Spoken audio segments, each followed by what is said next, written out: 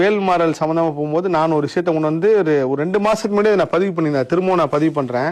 So 100 தடவை வேல்மாறல் படிக்கிறதுக்கு சமம் வந்து ஒரு தடவை கந்தசஷ்டி கவசம் படிக்கிறது. அந்த 100 தடவை கந்தசஷ்டி கவசம் படிக்கிறது வந்து கந்தரலங்காரத்தில் அந்த குறிப்பிட்ட பாடல் படிக்கிறது வந்து அது பெரிய அற்புதமான அந்த பாடல். கந்தரலங்காரத்தில் சேந்தனை கந்தனை செங்கோட்டு வெற்பனை செஞ்சுடர் வேல் வேந்தனை செந்தமிழ் விரித்தோனை விலங்கு வள்ளி காந்தனை கந்த கடம்பனை கார்மயில் வாகனனை சார்ந்துணை போது மறவாதற்கு ஒரு தாழ்வில்லையே.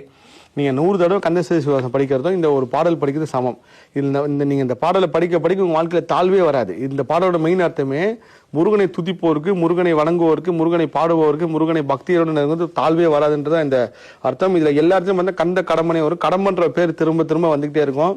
அப்போ இந்த கந்தரலங்காரத்துல ஒரு பாடல் படிக்கிறது வந்து திருப்புகழ்ல ஒரு பாடல் படிக்கிறதுக்கு சமம். 100 தடவை படிச்சா என்ன பாடலோ அந்த திருப்புகழ்ல ஒரு பாடல் படிக்க சமம். அந்த திருப்புகழையே நீங்க மொத்தமா படிச்சாலும் கந்தர் அனுபூதி ஒண்ணு இருக்கு. அதுதான் அருணையனார் கடைசியா பாடினது. இந்த எல்லா பாடலுமே வந்து அவர் மனித உடலோட பாடியிருப்பாரு. ஆனால் மனித உடல் அவர் அறிஞ்சதுக்கு அப்புறம் கிளியா மாறின பாடல கந்தர் அனுபூதி. அந்த கந்தர் அனுபூதியும் ஒரு அற்புதமான ஒரு பாடல் கொடுத்துருக்காரு. இந்த ஒரு பாடலை மட்டுமே தெரிஞ்சு படிச்சாலே ஒரு மனிதன் வந்து மாறணும். அந்த மகாமாயை கலைந்திர வல்லபுரான் முகமாறும் ஒழுந்தும் ஓய்ந்திலன்னு ஒரு பாடல் ஆரம்பிக்கும். கிட்டத்தட்ட ஒரு 4-5 வரி தான். அவ்வளவு அற்புதமான பாடல்.